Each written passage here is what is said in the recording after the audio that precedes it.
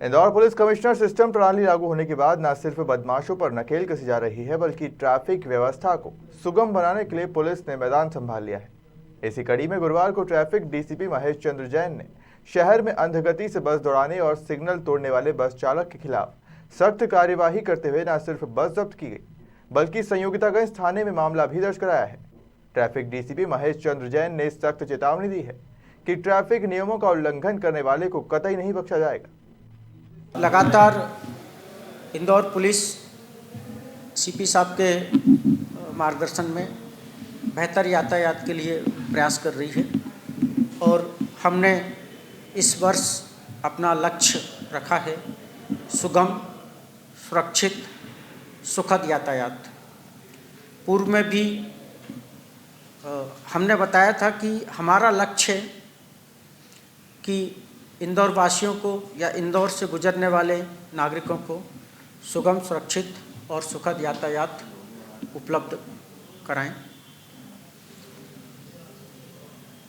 मुख्य भावना है कि भले ही हमको एक भी चालान ना करना पड़े, हम चालान करना नहीं चाहते। हमारा उद्देश्य है, हमारा लक्ष्य बेहतर यातायात प्रबंधन।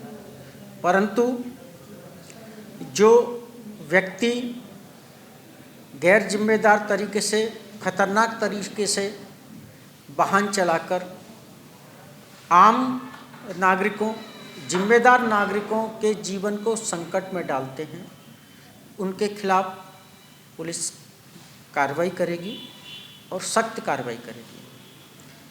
आज भी सुबह 11:15 बजे करीब पिपलियाना चौराहे से एक बस जब एग्रीकल्चर चौराहे पर ट्रैफिक रेड लाइट थी तो वो लेफ़्ट टर्न लेके फिर खतरनाक तरीके से गाड़ी चलाकर वाइट टर्न पे अपने सिग्नल को जंप करते हुए आया, जिससे निस्संदेह कई जिम्मेदार नागरिक जो अपनी लाइन में चल रहे थे उनके जीवन संकट में पड़ा। पीछे से हमारी गाड़ी थी तो उस लापरवाह बस जिसका क्रमांक MP 41P 0774 है, उसके विरुद्ध खतरनाक तरीके से गाड़ी चलाने को लेकर थाना संयुक्तागंज में धारा 279 भारतीय दंड विधान के तहत कार्रवाई अपराध दर्ज कराया गया है। यह अपराध यातायात पुलिस की तरफ से, हमारे यातायात पुलिस के अधिकारी की ओर से दर्ज कराया गया है। आप सबके माध्यम से मैं पुनः इस बात को दोहराना चाहता हूं कि गैर जिम्मेदार तरीके से, खतरनाक तरीके से वाहन चलाकर यदि कोई भी व्यक्ति किसी अन्य व्यक्तियों के जीवन को संकट में डालेगा तो ऐसे व्यक्तियों के विरुद्ध चालानी कार्रवाई नहीं बल्कि आपराधिक प्रकरण दर्ज कराया जाएगा। चाहे ऐसा वाहन चालक मोटरसाइकिल का हो, मैजिक का हो, ऑटो का हो, कार का हो, ट्रक का हो या बस का हो।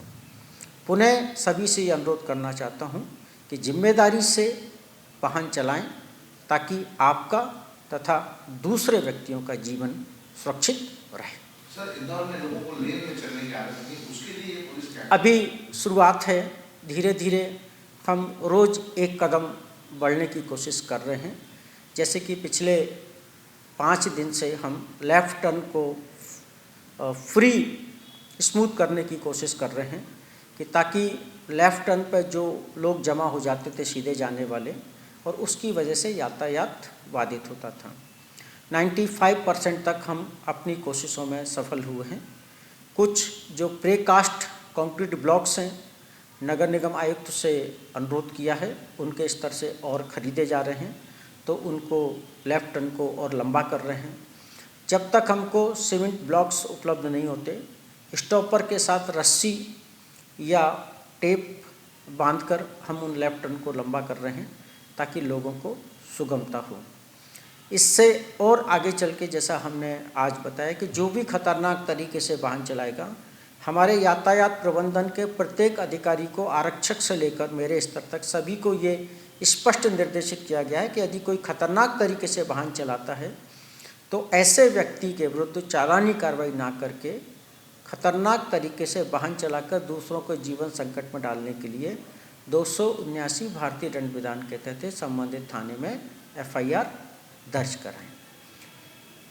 लगातार 7 दिन तक ये कोशिश रहेगी, हालांकि अभी इस 7 दिन तक इस पर विशेष जोर रहेगा। इसके आगे चल के जो हम यातायात सिग्नल्स पर देखते हैं कि जहाँ पर सिग्नल रेड होता है तो पीछे वाहन वे तरतीब खड़े हो जाते हैं। वे तरतीब खड़े होने से जब सिग्नल खुलता है तो उनको पास होने में समय लगता है। कोशिश है कि लोग अगर एक के पीछे एक वाहन लगाएंगे तो भले ही वो लाइन थोड़ी सी लंबी दिखेगी, परंतु जैसे ही सिग्नल ग्रीन होगा हम बहुत जल्दी उस सिग्नल को क्रॉस कर पाएंगे।